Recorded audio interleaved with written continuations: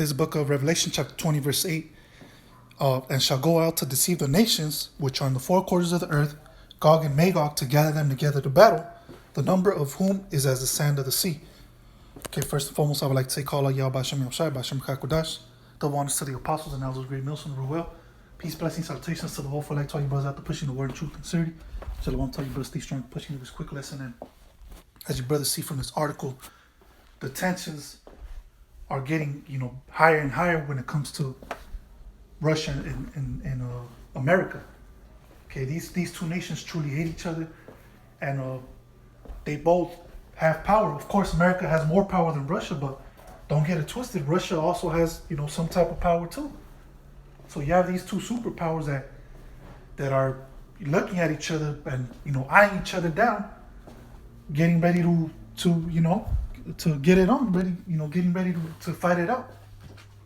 So what happened a couple days ago, the U.S. actually put sanctions on Russia now, man.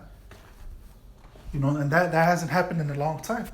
But now they threw sanctions on Russia. So now what Russia did is, threw sanctions back at America. So right now they're going tit for tat politically, but there's going to come a point in time where they're actually going to get physical. All right, they're going to declare war on each other. They're going to fight it out. And that's part of prophecy, okay? That's part of prophecy. So it says right here, U.S. warship set to sail for Black Sea amid standoff with Russia over military conflict in the eastern Ukraine. Turkish diplomats report. Okay, so you see what's happening. That whole Ukrainian shit that happened about a year, 2 years ago, is coming, it's bubbling back up. Okay, America really wants that Ukraine area. Okay, they want Crimea, which that was the first thing that that they wanted back 2 years ago, a year ago or so. They wanted to take Crimea, but of course Russia sent troops and they deterred all that shit, and Russia pretty much got the victory over Crimea, which is a part of Ukraine. Okay, so all that is bubbling back up. Okay, but anyways, going back to the scripture, it says, I'll start at verse 7 this time, Revelation chapter 20, verse 7. And when the 1,000 years are expired, Satan shall be loosed out of his prison, and shall go out to deceive the nations which are in the four quarters of the earth, Gog and Magog. Okay, now when you look at the pictures of ancient Gog and Magog, that's where modern day Russia is located at. So when it's talking about Gog and Magog, it's actually talking about modern day Russia. Okay, the USSR.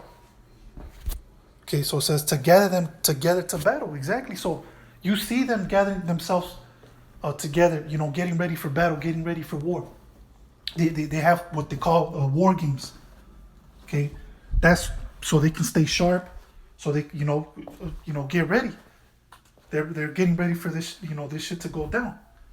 Okay, not only is the Russian army doing this, but you have the American army. They have their different war games. You have China, you have the Israeli country, Iran, so on and so forth, Turkey. So you see all these nations getting ready together, and people, they're picking sides, man. Okay, some people are going with America. They're allying with America. Other people are allying with Russia, China. So you see these different nations, aligning themselves with each other. So that's why it's called the World War III. Okay, the whole world is gonna come to a war.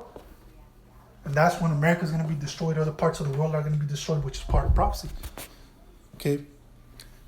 But let me go ahead and get a Jeremiah 49.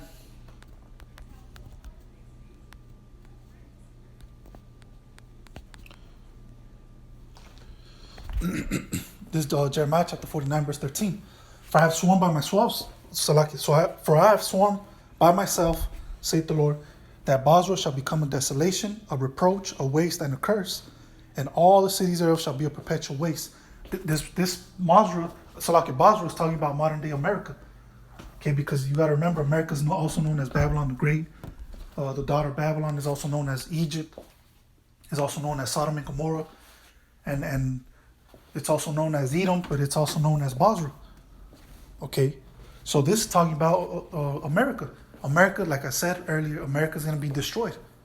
So right now you see the pieces coming together, right? just like a puzzle, all the pieces are coming together. Like they say, the stars are aligning, and the Most High is preparing all these nations, putting in their mind and the spirit to get ready to go to war. Okay. So this is talking about this Bosra is talking about America. So it says, "For I have sworn by myself, saith the Lord, that Bosra shall become a desolation, a reproach, a waste, and a curse, and all the cities thereof shall be a perpetual waste." Verse 14, "I have heard a rumor from the Lord, and an ambassador is sent unto the heathen, saying, Gather ye together, and come against her, and rise up to the battle." Exactly. So the Most High is rising up these other nations, because you got to remember, at one point, these smaller nations, they would never in a million years fuck with America. They would never in a million years try to, step up to America, because they knew if they did, they would get annihilated. But now even the smaller nations, they're like, shit, we got some little type of power too, because some of these smaller nations now, they have weapons, they have an army now. Some of them even have nuclear capabilities. They have ICBM missiles on them. So now they're emboldened. They're like, fuck, hey, America's always been the bully. Shit, it's time to pay it back. Okay, so even the smaller nations are they have their artillery with them too. Okay, so times have changed, man. The times have changed. Okay, there was a point in time where America could do anything she wanted. She could go fuck around and drop bombs on these nations, and they wouldn't be met with no repercussions. But now, if America touches certain smaller nations, guess what? Smaller nations are gonna bite back. Okay, and they're gonna fight back too. So once again, Jeremiah 49 verse 14. "I have heard a rumor from the Lord, and an ambassador is sent unto the heathen, saying, Gather ye together, and come against her, and rise up to the battle." Okay.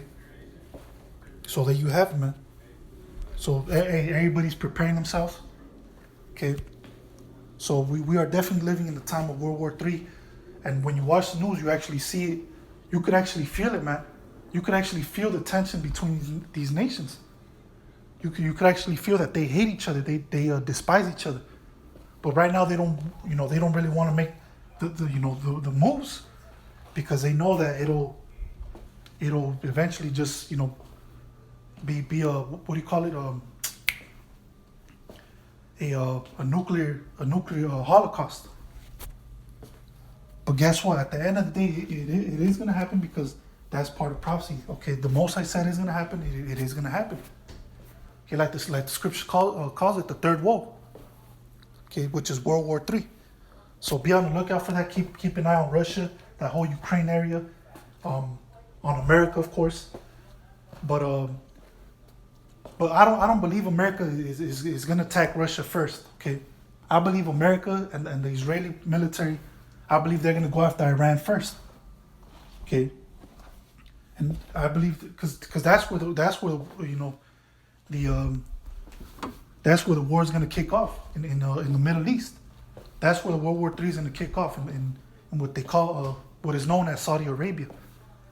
Okay, so I believe that America is gonna attack Iran first, and then Russia is eventually gonna jump up in there to defend Iran. Okay, which Russia is pretty much a protector of these smaller nations. When you read Ezekiel 38, if I'm not mistaken. Okay, you can go ahead and read that whole chapter. It's pretty much talking about how Gog and Magog is a protector, defender to these other nations, man. Okay. But anyways, with that, I'm gonna say, call out Yahweh Shem Yahweh Shem Kakodash. Till next time, Yahweh Shem Yahweh Shem, I'm gonna say Shalom.